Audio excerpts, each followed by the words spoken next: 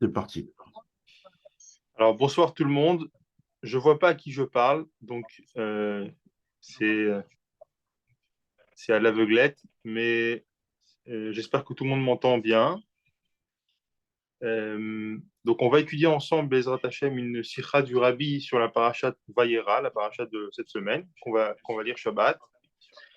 Avant tout, je tiens à remercier le Rav Mendel Assouline. Je ne le connais pas personnellement, mais j'utilise ses, ses documents. Il prend les sources qui sont utilisées dans la sikha du Rabbi, les sources que le Rabbi utilise pour sa sikha, et il les consigne dans un document très bien fait que vous pouvez voir dans l'écran.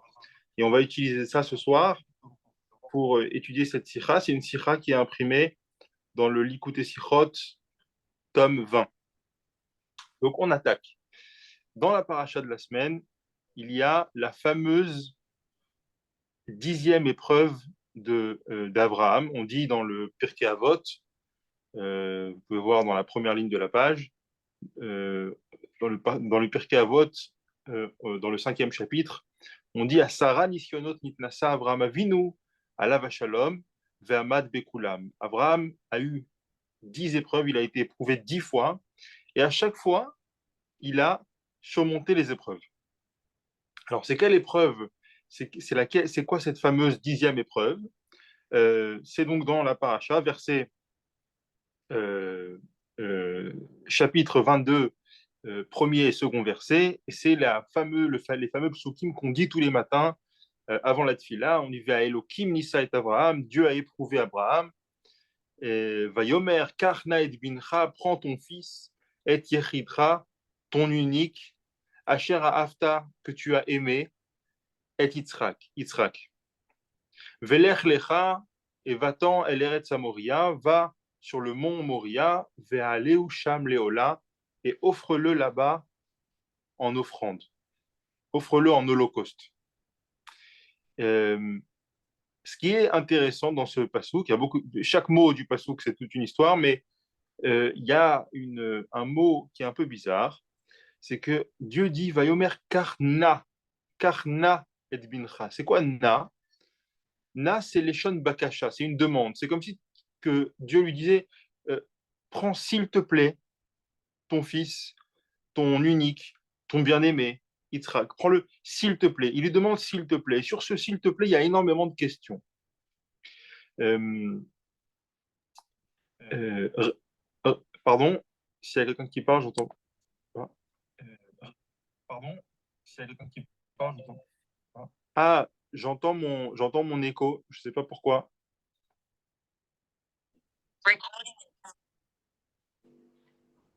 Euh, Mordechai, tu m'entends?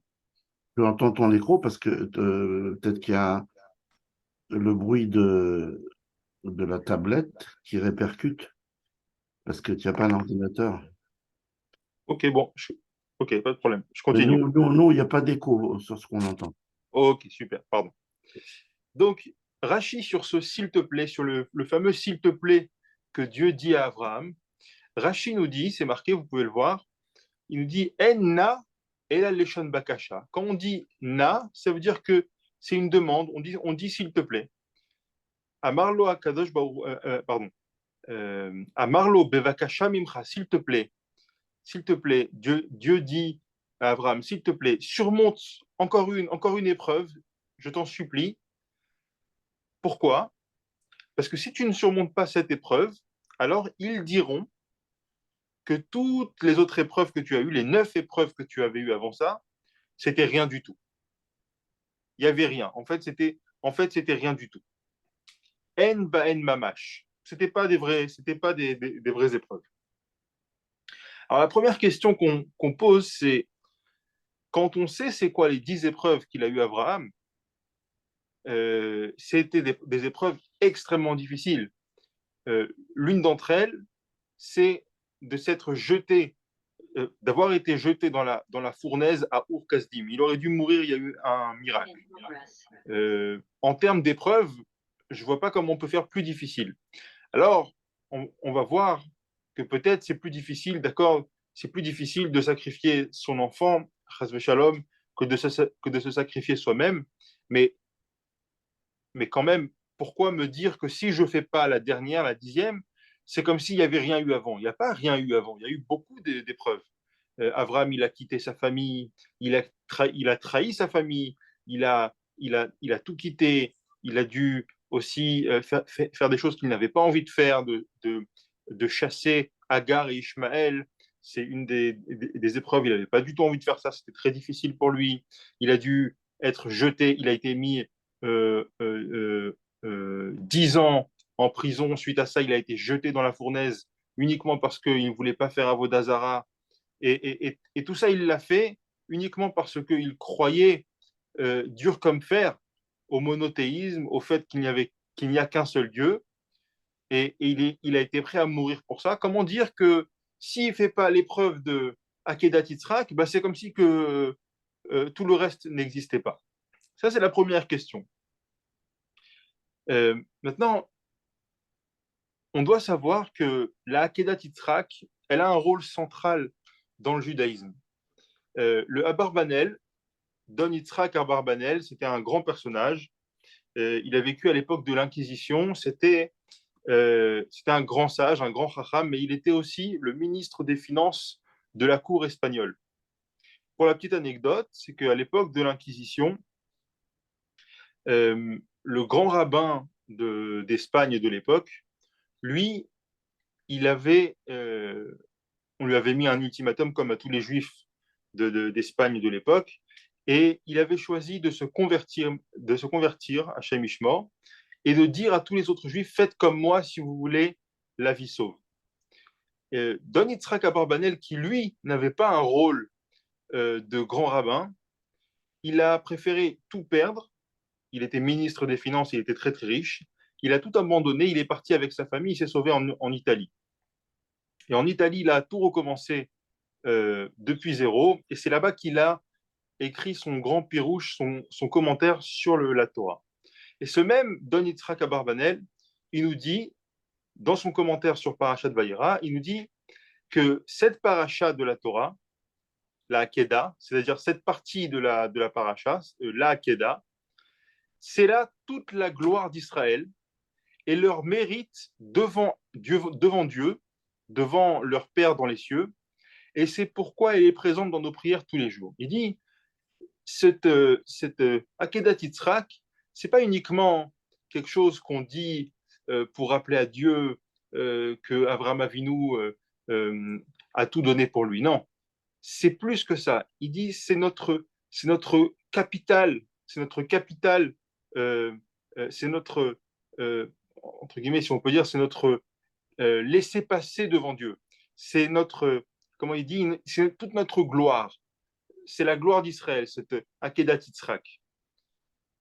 À un tel point que on l'a rentré un peu partout dans la tfila, qu'on l'a dit tous les matins, pendant les tfilotes des Chagim aussi, on rappelle la Akedat Yitzhak. Donc, l'Akedat Yitzhak, le sacrifice d'Yitzhak par Abraham, c'est quelque chose qui a une place majeure dans le judaïsme et dans notre relation avec Dieu. Maintenant, il y a une question à poser là-dessus. Qu'est-ce qu'il y a de tellement particulier dans la Akedat Yitzhak qu'il n'y avait pas dans les autres épreuves et qu'il n'y a pas dans les centaines de milliers d'autres épreuves qu'ont vécu tous les juifs à travers les générations? Le Sefer Haïkarim, il dit, lui, que si on mentionne tous les jours la Akedat Yitzhak, pardon, excusez-moi. Le Sefer Haïkarim, il pose la question. Il dit, pourquoi est-ce qu'on rappelle tous les jours la Akedat Yitzhak alors qu'il y a beaucoup d'autres choses à raconter? Par exemple, le Sefer Haïkarim nous dit, par exemple, Rabbi Akiva. Rabbi Akiva, pour euh, la gloire de Dieu, il a été mis à mort devant ses élèves, il a été mis à mort de la manière la plus atroce possible. Et au moment où il a été mis à mort, et ça c'est un texte qu'on lit à Kippour, au moment où il a été mis à mort, il a crié Shema Israël, Hashem Elokeinu, Hashem Echad, et ses élèves lui ont dit, comment tu arrives Quand tu arrives encore à dire Shema Israël avec ce qu'ils te font. Oups, pardon, excusez-moi. Hop là. Et,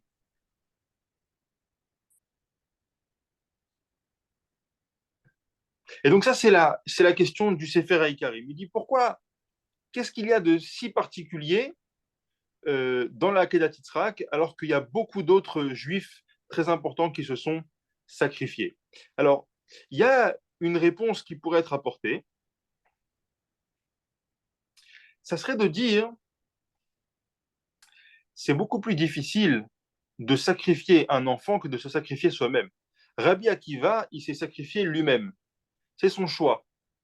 Mais sacrifier un enfant pour un père juif, il y a pas plus difficile que ça. Il n'y a pas plus grande douleur. C'est inimaginable, une chose pareille. Mais cette réponse, elle ne va pas satisfaire le rabbi parce que il y a d'autres histoires où des juifs ont sacrifié leurs enfants. Parmi elles, une histoire bien connue qui a dans la Gemara Gittin avec Hana et ses 7 fils. Et la Gemara raconte que à l'époque, il y avait donc c'est pas la Hana, c'est pas la mère de Shmuel qu'on lit dans l'Haftara de Rosh Hashanah. C'est une autre Hana, c'est beaucoup plus tard. Hein. À l'époque, il y avait un empereur qui était idolâtre et il a demandé au plus grand fils de Hana qu'il se prosterne devant son idole.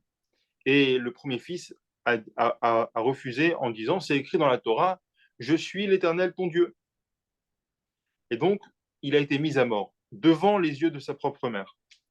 Et ainsi de suite, le second, le troisième, le quatrième, etc. Hachem Ishmor, ses 7 fils ont été tués devant elle sans qu'elle ne dise le moindre mot. Elle était tout à fait d'accord pour que ses fils meurent plutôt que de se prosterner devant une idole et qu'il meure en Kiddush Hashem. Et quand est arrivé le tour du 7e, Hashem Ishmor, elle s'est approchée du 7e fils et elle lui a dit comme ça, écoutez mes enfants, allez voir votre père Abraham et dites-lui, toi tu as sacrifié un fils, un autel, un sacrifice. Moi j'en ai sacrifié 7. Et donc on voit par cette histoire que si je pensais que la particularité de la Kedat Yitzhak, c'est qu'il a sacrifié son fils alors que les autres se sont sacrifiés eux-mêmes, eh bien, je vois qu'il y a d'autres histoires comme ça. Il y a des histoires encore plus tragiques. Je rajouterai aussi, le rabbi le dit dans la Sikha, c'est que Avraham Avinu, c'est Dieu en personne qui lui a demandé de faire ça. Alors que Hana, Dieu ne lui a rien demandé. Dieu était caché pour elle. Donc, on pourrait même dire que l'épreuve de Hana était plus difficile en quantité, elle a vu mourir 7 de ses enfants, et aussi en qualité, puisque Dieu ne lui a pas demandé, Dieu ne s'est pas dévoilé à elle pour lui demander ces choses-là. Donc, on ne sait toujours pas quelle est la particularité de la Kedat Yitzhak. On continue. Et le Sefer HaIkarim, il propose une solution. Il dit, ce qui est tellement particulier à propos de la Kedat Yitzhak, c'est quoi? C'est que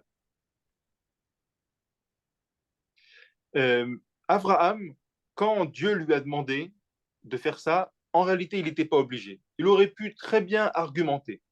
On lit le Sefer HaIkarim, c'est le numéro 3. Mitzvat Hashem yitbarech lo haïta machachet oto. Aya yochol lomar. Donc, il n'était pas obligé, ce n'était pas une mitzvah que Dieu lui a donnée. Il aurait très bien pu répondre Vehalo gvar amarta li ki beitzrak yikare lechazera. Chez Zeta amitit velo asakar aval kavash rachamea av ala ben lehavat Hashem. Il aurait très bien pu lui dire Dieu, je suis désolé, 2 minutes, je suis désolé, mais ce que tu me demandes là, ça va contre ta propre volonté, puisque ta volonté, c'est que je diffuse le monothéisme et le judaïsme à travers le monde. Or, toi-même, tu m'as dit que ce message ne passerait que par Yitzhak. Beitzrak Yekare Lecha Zera. C'est Yitzhak qui sera ta descendance, c'est pas Ishmaël qui sera ta descendance. Et donc, en tuant mon fils, je vais contre ta propre volonté. Et d'ailleurs, le Ran, Rabbeinu Nissim, qui a lui aussi euh, habité en Espagne, mais bien avant, c'était un des élèves, il me semble que c'était un des élèves de Nachmanide. Il dit d'ailleurs, c'est ça le sens du na. Quand Dieu dit na, s'il te plaît, en fait, c'est pour nous dire que c'était pas une obligation. Voilà. C'était pas une obligation. Et Abraham aurait très bien pu argumenter avec Dieu. D'ailleurs, il y en a qui l'ont fait. Moshe a argumenté avec Dieu et ça lui a plutôt pas mal réussi. Mais Abraham n'a pas fait ça. Abraham, il a pris les choses au pied de la lettre. Ça allait contre beaucoup de choses, mais il a même pas posé de questions. Et donc le Sefer HaIkarim, lui, pour lui, c'est ça qui est tellement particulier dans la Akedat Yitzhak. Mais ça aussi, ça va pas suffire au rabbi. Pourquoi? euh, Parce que premièrement, il y a une mitzvah qui s'appelle Venikdashti Betor Israël. Il y a une mitzvah de Kiddush Hashem. Mais euh, le rabbi dit, on va lire ensemble le Likutei Sichot. Ein ze bio maspik. Cette explication n'est pas suffisante. Sheare benosaf les esheka asher akadosh baruch hu atzmo mevakesh ze davar. Hare ze chach hine גם מבין הקדושים הנ"ל היו כמה שמסירת נפשם על קידוש השם לא הייתה על פי חיוב וציווי של התורה ואדרבה הם צריכו לחפש על כך היתר על פי הלכה. Extraordinaire. Le rabbi il nous dit premièrement, je ne sais pas est-ce qu'il était obligé, pas obligé, mais généralement quand Dieu se dévoile et qu'il demande quelque chose, on ne se pose pas la question si c'est une obligation ou pas une obligation. C'est plus qu'une obligation. C'est Dieu qui se dévoile et qui demande. Est-ce qu'on peut faire plus que ça? Donc, me dire qu'il n'était pas obligé, c'est un peu fragile. Deuxièmement, le rabbi nous dit que parmi les, les nombreux juifs, les milliers, les centaines de milliers, peut-être même les millions de juifs qui ont donné leur vie pour Dieu, il y en a aussi beaucoup qui n'étaient pas obligés à le pi halacha. Il y en a même certains qui parfois ont fait quelque chose que la halacha ne leur demandait pas de faire. J'aimerais vous raconter une petite histoire. C'est une histoire sur le Hadmour de Tzanz. J'habite à Natania, donc on entend pas mal d'histoires sur le rabbi de Tzanz. Quand il était dans la Shoah, quand il était dans les camps de concentration, euh, il, il, il mourait de faim. Il se tordait de douleurs de faim. Il n'y avait pas à manger. Et un jour, les gens ont amené une grande marmite de soupe. Et il a demandé qu'est-ce qu'il y avait dans la soupe. Est-ce qu'il y a que des légumes ou est-ce qu'il y a autre chose? Ils ont dit, t'inquiète pas, viens manger. De toute façon, à un repas près, les gens pouvaient mourir. Donc ils ont dit, viens manger, pose pas de questions. Et il a senti qu'il y avait comme une espèce d'odeur euh, immonde, mais une odeur malgré tout de viande. Il a dit, je touche pas ça. S'il y a de la viande, je touche pas ça. Je sais pas d'où vient la viande, c'est sûrement pas de la viande cachère. Je touche pas ça. Et ils lui ont dit, mais t'es fou, tu vas mourir, t'as pas le droit de faire ça. Il a dit, mourir, pas mourir, moi, je rentre pas ça dans ma bouche. Et il est retourné s'allonger sur une espèce de bout de bois. Et, et, euh, et là, il a explosé en sanglots. Pas parce qu'il avait faim. Il avait faim, Dieu sait combien il avait faim. Mais il a explosé en sanglots parce que il n'était pas sûr que c'est ça que Dieu voulait de lui à ce moment-là. Il s'est dit, moi, ça, je ne vais pas le mettre dans ma bouche. C'est sûr que je ne le mettrai pas dans ma bouche. Mourir ou pas mourir, ce n'est pas la question. Je ne mettrai jamais ça dans ma bouche. Mais je ne suis pas sûr que c'est ça que Dieu veut de moi à ce moment-là. Et le lendemain, il y a eu un miracle. Il y a un juif qui lui a apporté un petit bout de pain avec de la marmelade. Et là, il a explosé en sanglots et il a compris, comme un petit clin d'œil de Dieu, il a compris que ce qu'il avait fait, c'était la bonne chose à faire. Tout ça pour dire que Messirut Nefesh, c'est quelque chose d'extraordinaire. Mais quand on n'est même pas sûr que c'est la bonne chose à faire, c'est encore pire. Et là, le rabbi nous dit, il y a des gens qui ont donné leur vie, non seulement Dieu leur a pas demandé, mais en plus de ça, ils n'étaient même pas sûrs que c'est ça qu'il fallait faire. Mais pour eux, c'était même pas une question. Je ne mangerai pas ça, je ne me prosternerai pas, je ne ferai pas ceci, je ne ferai pas cela. Donc, on en revient sur notre question initiale. Je ne sais pas qu'est-ce qu'il y a de tellement particulier dans la Akedat Yitzhak. On a dit, c'est parce il a sacrifié son enfant, et on a répondu que d'autres ont sacrifié leurs enfants. On a dit que c'est parce qu'ils n'étaient pas obligés, et on a dit que d'autres aussi ont donné leur vie alors qu'ils n'étaient pas obligés. Et plus que ça, ils n'étaient pas obligés, et eux, ils n'avaient pas vu Dieu. Donc, on ne sait pas exactement encore qu'est-ce qui est tellement spécial dans la Akedat Yitzhak.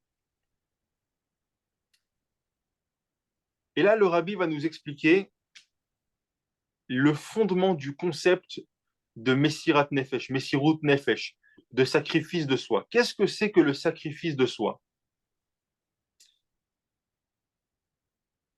Premièrement, avant de nous expliquer, le rabbi nous dit et nous rappelle que quand on fait quelque chose pour la première fois, c'est toujours difficile. Comme nous dit Rashi dans Parashat Yitro, Kol hatralot kashot.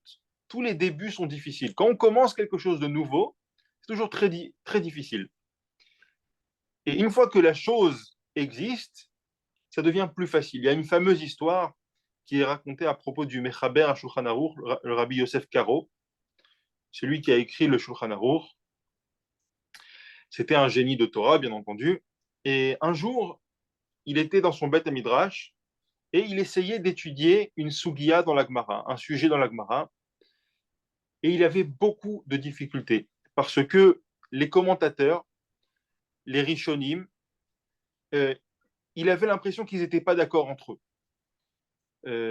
Et il s'est cassé la tête pendant des nuits entières afin d'essayer de comprendre le sujet en profondeur. Un beau matin, il a eu comme un espèce d'éclair et il a compris.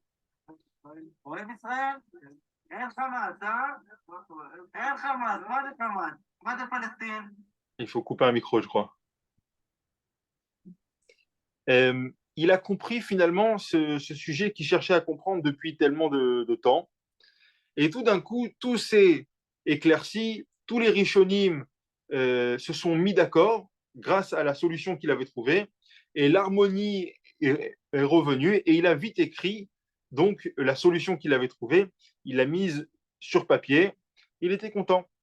Le jour même, il est sorti de son Beth Midrash, il s'est promené, et il est entré dans un autre Beth Midrash, et il a rencontré là-bas deux juifs jeunes, des jeunes étudiants, apparemment plutôt débutants, et il entend que ces deux jeunes sont en train d'étudier exactement le même sujet que lui a étudié pendant des nuits entières et qu'il n'arrivait pas à trouver la solution. Seulement, surprise, il entend que ces deux petits jeunes, en 2 minutes, ils trouvent la même solution que Rabbi Yosef Karo, alors que ça lui avait demandé des nuits entières de recherche et d'analyse et d'enquête et d'études. Et là, il a eu très peur, Rabbi Yosef Karo. Il a dit à ce point, je ne comprends pas. À ce point-là, je, je, je pensais être un gadol, je pensais quand même avoir une compréhension plus ou moins supérieure. Je vois que deux petits jeunes, ils arrivent à comprendre facilement la chose. Ça lui a fait beaucoup de peine. Et dans la nuit, il a rêvé, il me semble que c'est l'ange, Rabbi Yosef Karo, il avait un ange qui l'accompagnait avec qui et qui lui enseignait la Torah. Et l'ange lui a dit, t'as pas à avoir de peine. Comment est-ce que ces deux petits jeunes, ils ont réussi à trouver la même solution? Parce que toi, tu as amené cette solution sur Terre. Toi, tu es arrivé à faire descendre cette solution, cette idée. Cette idée, maintenant, elle est dans l'air du temps. Et donc, c'est comme des ondes de radio. Une fois que ça existe, il suffit juste de se connecter et elle est accessible, l'idée. Mais pour la faire descendre, il fallait beaucoup de travail. Et c'est comme ça que ça marche pour chaque chose nouvelle. Quand il y a un concept nouveau, au début, il y a quelqu'un qui apporte le concept, et sans forcément le communiquer, mais ce concept, après, c'est dans l'air du temps. Et les gens vivent avec cette idée. Et donc, ce qu'il faut d'abord savoir sur Abraham Avinu, c'est que le premier, même si on n'a pas encore compris c'est quoi qui est tellement particulier dans la Akedat Yitzhak, mais en tout cas, le premier à avoir fait Messirut Nefesh, c'est Abraham Avinu. Oui. Maintenant, euh, euh, donc on continue de lire un petit peu. Numéro 4, Alpi Sefer HaMa'amarim, Tafresh Ain Chet. Donc, Sefer HaMa'amarim, il me semble que c'est du rabbi précédent. Non. Ou du rabbi précédent, ou de son père, le rabbi Rachab. Après qu'Abraham ait ouvert le tuyau, le conduit de l'abnégation et du sacrifice, Nimshar Baolam a Koach le Mesirut Nefesh. Maintenant, dans le monde, il y a cette capacité à l'abnégation. Et donc maintenant, c'est plus facile qu'à l'époque d'Abraham. On continue. Pirkei de Rabbi Eliezer, Nisayon Arishon, Netanohu Bevet Asurim, Leachar Eser Shanim Shilchu Veviu, Oto Venetanuhu Betor Kifshana Esh, ou Melech Hakavod Pashat Yadimino Veetilo Mitor Kifshana Esh. Donc, le Pirkei de Rabbi Eliezer, il nous raconte c'est quoi le, l'épreuve, non pas de Akedat Yitzhak, mais l'épreuve de Ur Kasdim, quand Abraham s'est jeté dans la fournaise. Et le rabbi pose encore une question. Il dit, je comprends que la première fois qu'on fait Messirut Nefesh, c'est très difficile. Je comprends. C'est-à-dire, en fait, on voudrait me dire que la particularité de Akedat Yitzhak, c'est que c'était la première fois. Et la première fois, c'est toujours difficile. Et le rabbi dit, mais c'était pas la première fois qu'Abraham a fait Messirut Nefesh. Ur Kasdim, quand il a été jeté dans la fournaise, c'était avant Akedat Yitzhak. Donc, s'il y en a un qui est l'ouverture du tuyau, l'ouverture du concept de Messirut Nefesh, ce serait Ur Kasdim, pas Akedat Yitzhak. Et pourtant, c'est quoi qu'on dit tous les matins? C'est Akedat Yitzhak et pas Ur Kasdim. Donc, on ne sait toujours pas qu'est-ce qu'il y a de particulier dans Akedat Yitzhak. Et c'est là que le rabbi nous explique qu'est-ce que c'est Messirut Nefesh. Qu'est-ce que c'est abnégation. Messirut Nefesh signifie, c'est numéro 5, faire abstraction de son ego et de son être. Quand on dit Messirut Nefesh, Animoser est un Nefesh. Qu'est-ce que je donne? C'est moi que je donne. Mais ça veut dire quoi, moi? Et qu'est-ce que ça veut dire se donner? C'est quoi donner son être? Le rabbi nous dit comme ça. Il dit, premièrement, pour sortir de son être, on ne peut pas le faire tout seul. Pourquoi? Parce que Dieu, euh, excusez-moi, le rabbi nous dit comme ça. Nivra Pirusho, une créature, c'est quoi? Chez Aboré Bara Yeshu Metziut. Dieu nous a créés avec un ego. L'ego, il fait partie de nous. On ne peut pas prendre son ego et le mettre dans un tiroir. Ça ne peut pas marcher. Ça ne marche pas comme ça. L'ego, il fait partie de nous. D'accord? Donc, quand je veux sortir de mon ego, je ne peux pas le faire tout seul. Il y a une expression dans la Gemara qui dit En chavush matir atzmo mi beta asurim. Quelqu'un qui est dans une prison ou qui est dans un trou, il ne peut pas se tirer lui-même. Si quelqu'un tire sur ses cheveux, il ne pourra jamais s'élever du sol. Pourquoi? Parce qu'il faut être tiré par quelqu'un qui est à l'extérieur. Donc, c'est le même concept avec sortir de son ego. Si je veux sortir de mon ego, de ma propre personne, de mes propres intérêts, il faut que quelqu'un, entre guillemets, il faut que Dieu, quelqu'un qui est à l'extérieur de ce concept d'ego, puisse me tirer de là. Maintenant, et c'est là que ça devient intéressant et surtout, ça devient peut-être même très actuel. Quelle est la différence entre quelqu'un, un non-juif, par exemple, qui donnerait sa vie pour une cause qui lui est chère? Et ça manque pas. Ça manque pas. On dit aujourd'hui les kamikazes. Les kamikazes, c'est au nom des Japonais qui, pendant les combats avec les Américains, c'était des pilotes d'avion et ils jetaient une fois qu'ils avaient plus de munitions, ils jetaient leurs avions sur les navires américains, en sachant tout à fait qu'ils allaient mourir.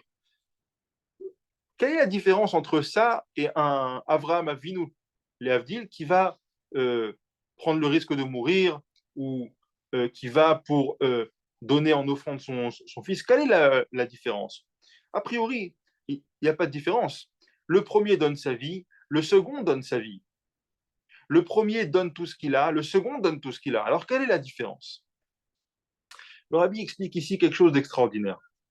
Quand une personne donne sa vie ou paye très très cher pour son idéal, ça reste son idéal. C'est-à-dire qu'il n'est pas encore sorti de son ego et de sa personne. C'est-à-dire, son idéal pour lui est tellement important qu'il est prêt à payer le prix ultime. Mais en faisant ça, il n'a pas annulé sa personne. Au contraire, il a agrandi sa personne, il a agrandi son ego. Son ego va gonfler suite à ça, même s'il doit mourir pour ça. Mais quand il le fait avec le feu de l'ego, il le fait avec la passion de l'ego. Quelle est la différence avec Abraham Avinu? Abraham Avinu, quand il euh, va pour donner son fils en offrande, c'est pas son ego qui fait ça. Parce que son ego, non seulement il n'avait pas envie de faire ça, non seulement à aucun moment il a pensé que c'était une bonne chose de faire ça, mais plus que ça, il n'a pas seulement donné sa vie ou son fils, il a même donné son idéal. Il a même apporté son idéal sur l'offrande, sur l'autel de sacrifice. Et qu'est-ce que ça veut dire? Ça veut dire que quand il fait ça, Abraham Avinu, il va même contre son grand projet. Son grand projet, c'était de diffuser le judaïsme à travers le monde. Ce projet-là, il va être fait par Yitzhak. C'est le seul qui pourra le faire. En faisant ça, il va contre non seulement ses envies, non seulement sa logique, mais il va aussi contre ses idéaux. Il va contre son idéal, uniquement parce que Dieu lui a demandé. Lisons-le dans les mots du rabbi. Lichora aya davar bestira le inyan pirsum elokuto, yidbarer baolam. A priori, ça allait à l'encontre de de la publicité, il écrit ici, mais euh, de la diffusion de la divinité dans le monde. En faisant ça, c'est pas uniquement qu'il perd sa vie ou son fils, il perd tout, même son idéal. En sacrifiant Isaac, toute cette diffusion n'aurait eu aucune suite. Le don de soi de la Hakeda, nous dit le rabbi, c'était Dieu l'a demandé, Abraham le fait, c'est tout. Ça va contre ma logique, ça va contre mes envies, ça va contre mon idéal, ça va contre mes projets de vie, ça va contre même, ça va même contre la volonté de Dieu a priori. Parce que la volonté de Dieu, c'est pas qu'on tue son enfant. Mais même cette question, il s'est pas posé Abraham Avinu. Dieu me demande de faire ça, je le fais. Je mets tout de côté.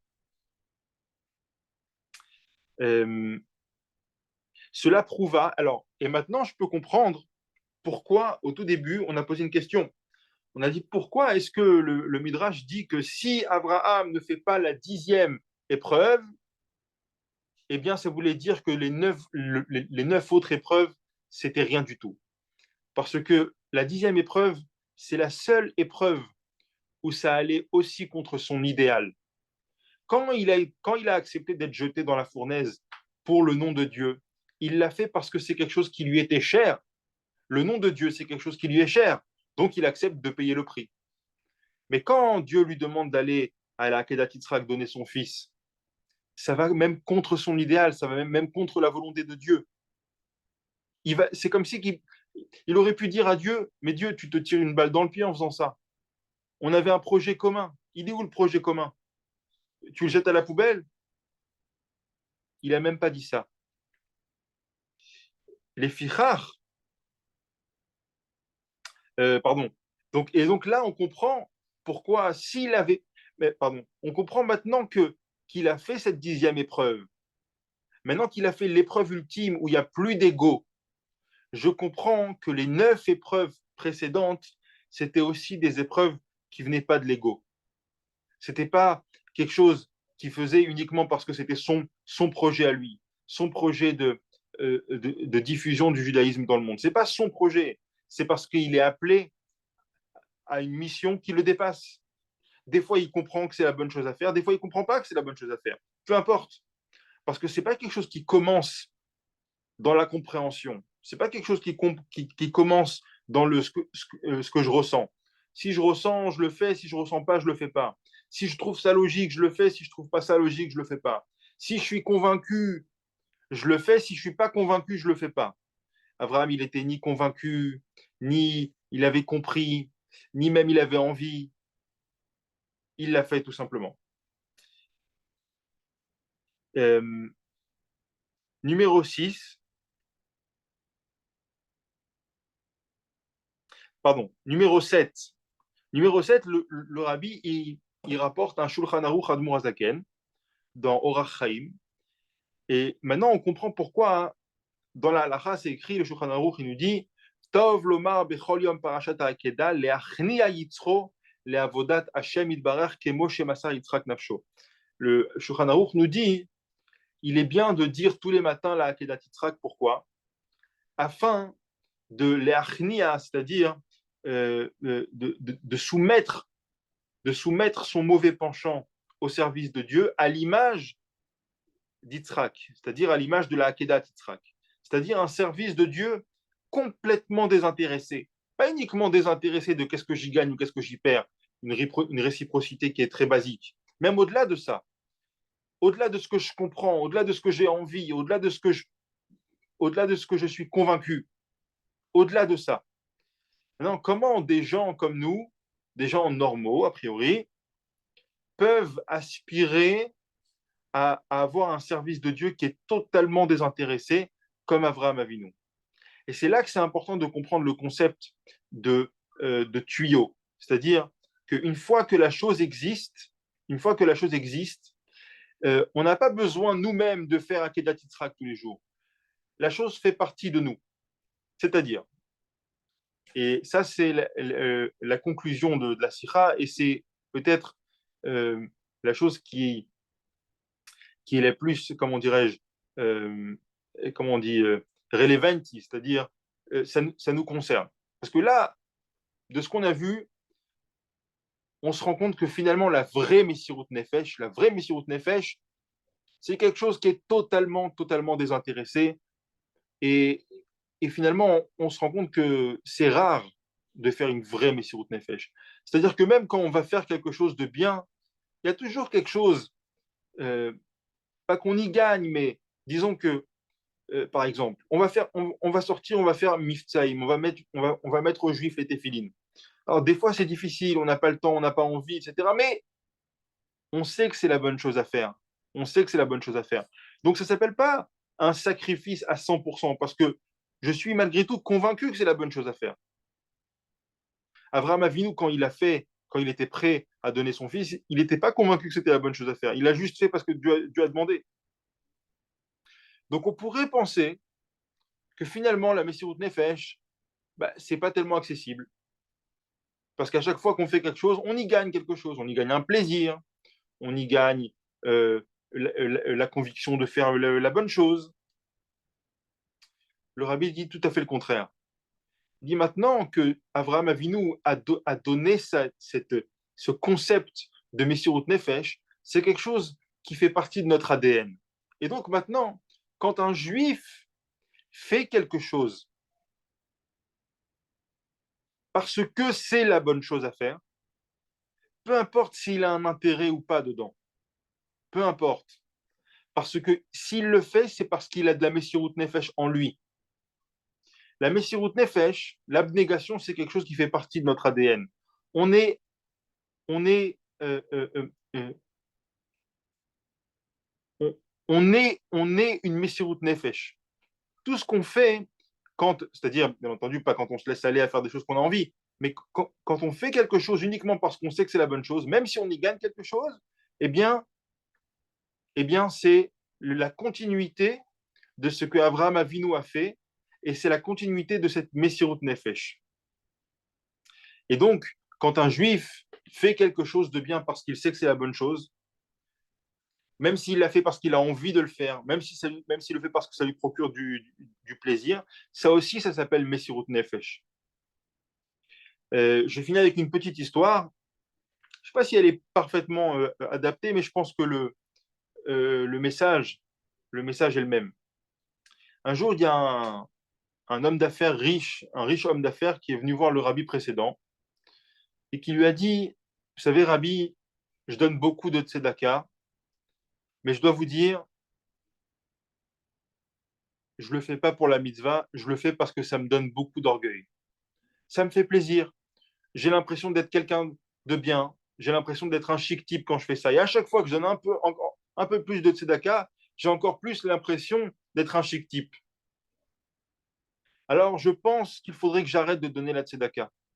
Parce que c'est pas quelque chose de, c'est pas vrai. Ça sent le, ça sent le, euh, ça sent ça sent le faux.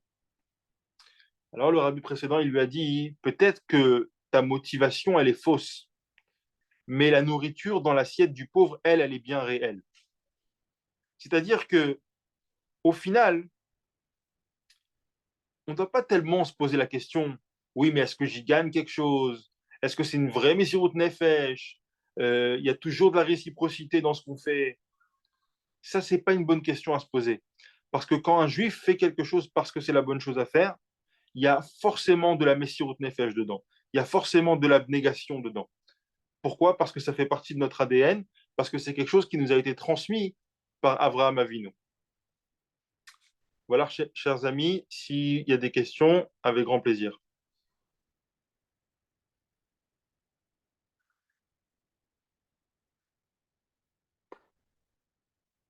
Mordechai, ça va?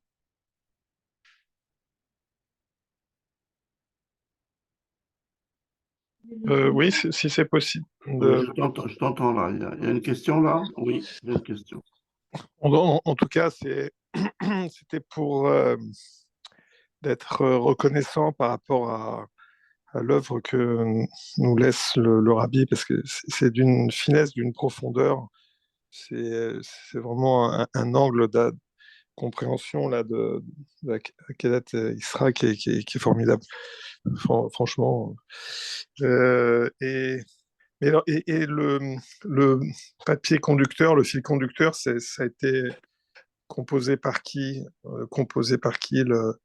la compilation là, que vous avez présentée à l'écran? Ah, le document, alors, le document, je l'ai dit en début de cours, je remercie le Rav Mendel Assouline. Je ne le connais pas personnellement, mais on m'avait envoyé, c'est un travail extraordinaire qu'il fait. Chaque semaine, il Oui, publie une nouvelle sikha avec toutes les sources. Il y a des explications, c'est très très bien fait. Si vous voulez que je vous envoie le lien pour accéder à toutes les sikhot qu'il a compilées, demandez à Mordechai mon numéro de téléphone, avec grand plaisir, je vous enverrai On le reçoit dans tous les Betrava depuis à peu près 2 ans, 3 ans. Ah, c'est Donc, vrai, ouais, super, ouais, avec la Sidra, hein, tout le temps, automatiquement. magnifique, oui, c'est très non, bien. mais nous, pas forcément. Bon, enfin, bon, en effet, on va se renseigner, mais c'est vrai que c'est bien fait, c'est un joli travail. Ouais. Et comme je disais, bon, franchement, c'est émouvant là. Et c'est vrai que par rapport à l'actualité, de voir que l'héritage que l'on a, donc c'est comme ça, à partir de ce regard du rabbi, c'est comme ça qu'il nous dit qu'on a en héritage le Messirut Nefesh de notre patriarche Abraham. Donc, si j'ai bien compris, c'est Exactement. c'est lui le précurseur, la matrice qui fait qu'un juif, potentiellement, il serait capable de façon désintéressée à faire la volonté de Dieu. Voilà, bon, donc je trouve que c'est vraiment bien amené, vraiment intelligemment amené par le rabbi. Franchement, c'est pas juste pour faire un compliment, c'est juste pour être reconnaissant. Voilà. Bon, ok, Chazak merci Ubaor. beaucoup. Merci beaucoup. Chazak à tous. Bonne Très, soirée. très bonne soirée. Merci, merci, Shabbat Shmuel. shalom. Shabbat Shabbat shalom. shalom. Shabbat.